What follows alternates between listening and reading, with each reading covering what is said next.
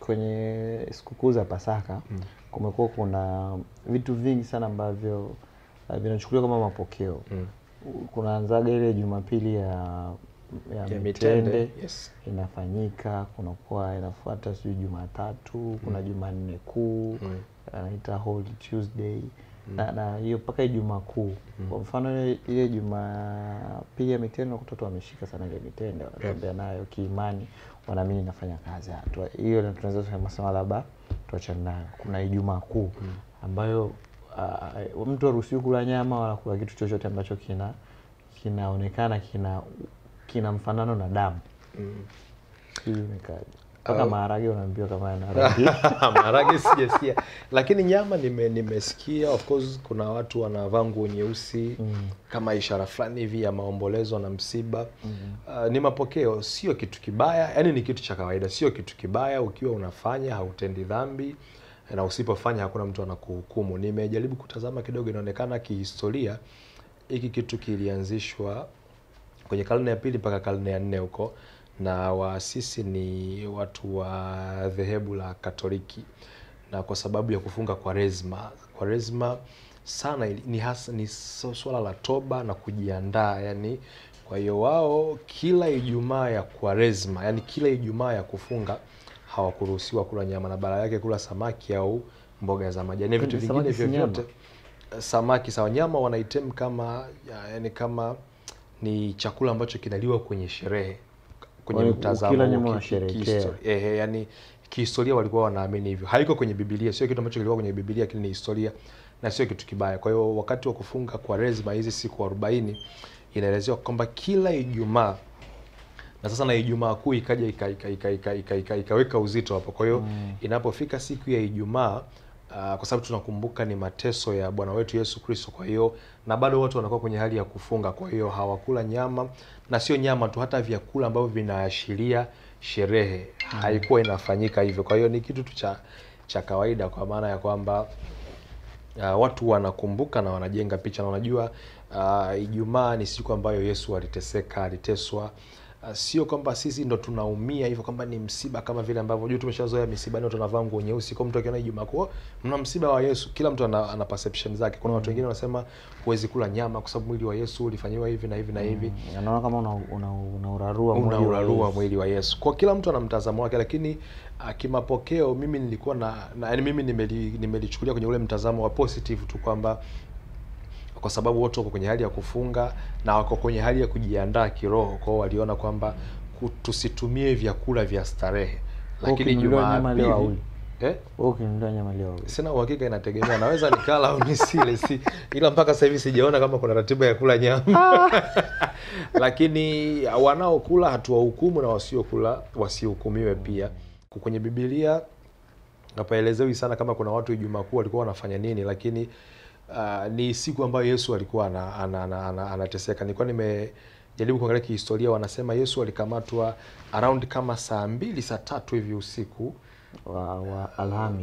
wa Alhamisi. Nafikiri alikuwa baada ya kumaliza Pasaka, alivyokula chakula cha mwisho na wanafunzi wake pale, alienda kuomba. Ni Gethsemane kama sijakosea, alienda kuomba. Kwa akiwa huko wanafunzi wake walikuwa wamepumzika, nafikiri Yuda akaja akafanya alichokifanya. Kwa from there akapitia zile kashikashi na nini, asubuhi akapelekwa kwa Kayafa, nafikiri kama nitakuwa sijakosea. Sina kumbukumbu nzuri sana, lakini nilikuwa nasoma sehemu fulani wanasema Yesu alianza hizo mishemishe za mateso, alipelekwa suyu kwenye, akitoka hapa anaenda kwa Pilato, kwa Herode, kwa nani.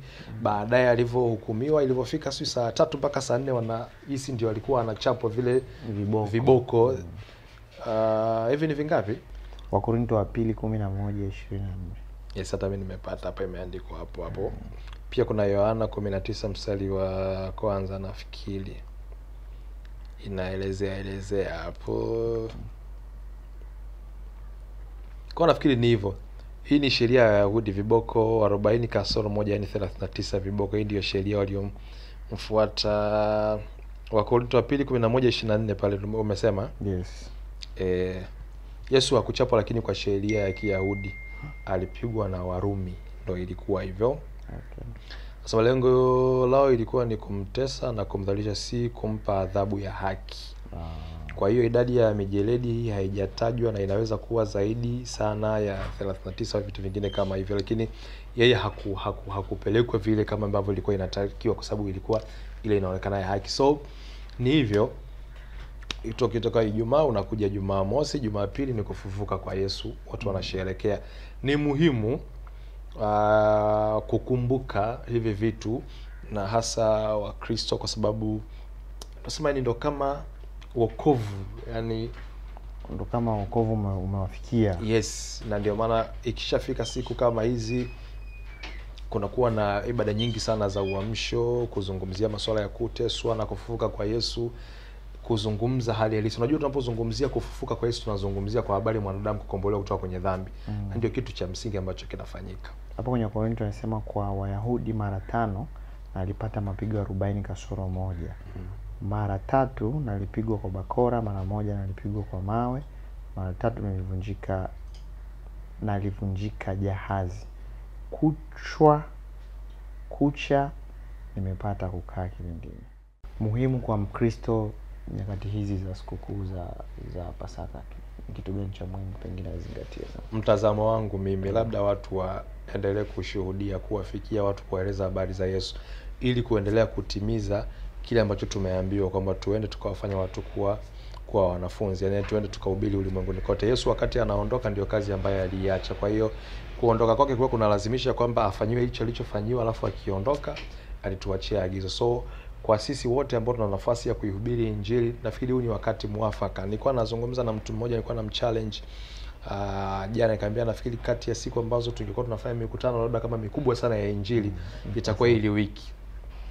Baada ya kufanya semina makanisani, twende tukawaambie watu hiki ndicho kipindi ambacho kihistoria Yesu alifanya jambo kwa ajili yako wewe na mimi. Kwa hiyo kwa Wakristo ni kitu kizuri sana kuendelea kuihubiri Injili. Na siku hizi kuhubiri Injili, sasa kuhubiri Injili kwa matendo yako, kwa eneo lako la kazi, popote pale, sio hivyo kama tofauti na vile ambavyo ilikuwa inafanyika zamani. Pia ukishindwa kufanya mkutano wa Injili, basi mshuhudie hata jirani yako. Naingia kwenye daladala, unaona watu wanapiga stories za Simba na Yanga, waambie kuhusiana na habari za Yesu. Umekwenda kununua kitu buchani, dukani, una kitu cha kusema unaweza kufanya, inaweza ikawa na maana kubwa sana kuliko tukasherehekea bila kufanya kitu chochote, kwa sababu Yesu alikuja duniani kwa ajili ya kutukomboa sisi. Kwa tunaposherehekea ukombozi, tusifurahie watu wengine kukaa dhambini, tufurahie watu wengine sasa kumpokea Yesu na wakubali Yesu afanyike kuwa Bwana na Mwokozi kwenye maisha yao. Kwenye kilele namna ya kusherehekea? Sasa namna ya kusherehekea, kila mtu anaweza kusherehekea kivyake. Watu wanapika mapirao. Sherehe zina namna nyingi. Kicha msingi tu usifanye kitu ambacho yani hakimpendezi Mungu. Yes. Unajua sherehe zina mambo mengi. Kila mtu ana mambo yake ya kusherehekea. Sisi hatusherehekei kwa maana mbaya. Tunasherehekea kiroho, kwenda kanisani kumwabudu Mungu na kumshukuru. Alafu baadaye kuna ile sasa kimwili, unapata chakula na ndugu jamaa na marafiki, mnafurahia. Cha msingi tu usimkosee Mungu kwenye kila kitu. Hata ukishiba sana tu pilau pia ni dhambi. Haya kiroho tuachiwe sisi wa kiroho. Tutaweza kuwasaidia wengine.